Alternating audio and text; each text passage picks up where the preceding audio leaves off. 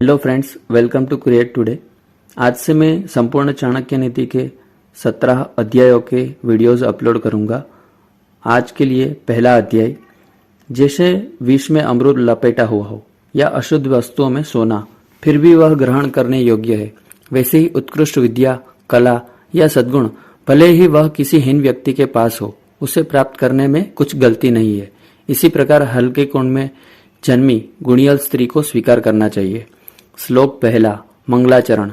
स्वर्ग, पृथ्वी और रसताल तीनों लोक के स्वामी भगवान श्री विष्णु के चरणों में नमस्कार होकर मैं उनके शास्त्रों में चुने गए राजनीति के सिद्धांतों के संकलन का वर्णन कर रहा हूँ।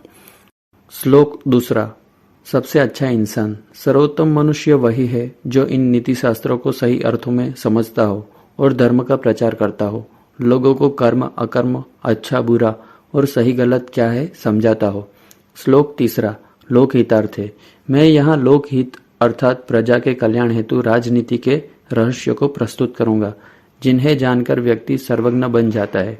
श्लोक चौथा, दुख की कुंजी।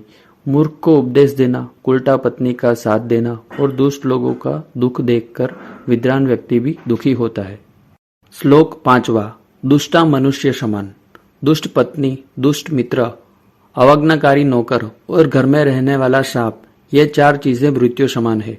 श्लोक छठा, सुरक्षा, कब और किसकी। संकट के समय लड़ने के लिए धन का संचय करना चाहिए। व्यक्ति को धन से अधिक पत्नी का रक्षा करना चाहिए, लेकिन जब स्वयं का जीवन खतरे में हो तो धन और पत्नी का त्याग करने में भी संकोच नहीं करना चाहिए। श्लोक सातवां, चंचल लक्ष्मी। संकट के समय के लिए धन की रक्षा की जानी चाहिए, लेकिन अमीरों के लिए संकट क्या।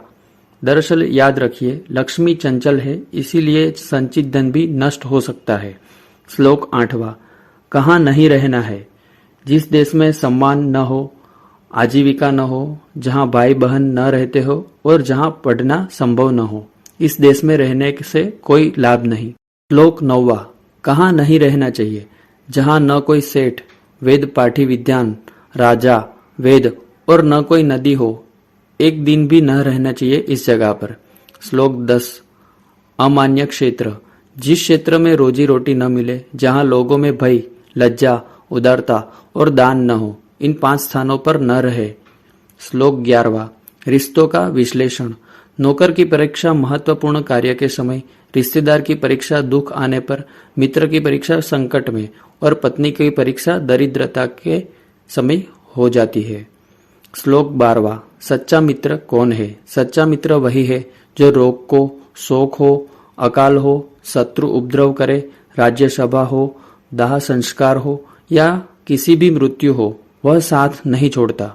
श्लोक 13वां, भ्रमित मत होइए। जो व्यक्ति निश्चित कार्य को छोड़कर अनिश्चित कार्य के पीछे भागता है, वह हाथ में आया कार्य या प्राप्त वस्तु खो देता है। श्लोक 14वां, शादी। शादी, बदला और प्यार एक ही तरह है।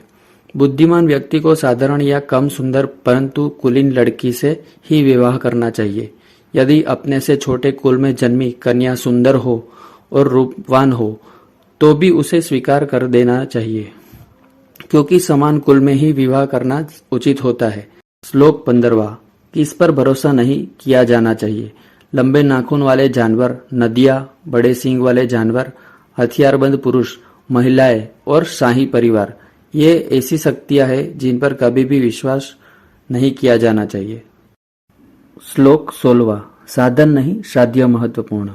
चाहे अमृत विष में लिपटा हुआ हो या सोना अशुद्ध वस्तुओं में, तो भी ग्रहण करने योग्य है। किसी कुरूप व्यक्ति से उत्कृष्ट शिक्षा, कला या गुण प्राप्त करने में कुछ भी गलत नहीं।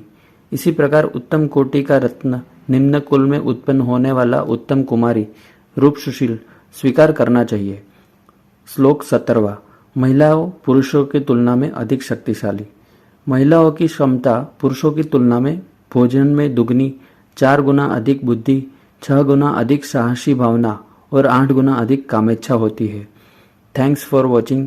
इस तरह के और वीडियोस के लिए ये चैनल को लाइक और सब्सक्राइब करें और बाकी अध्यायों के लिए ये चैनल पे बने रहिए।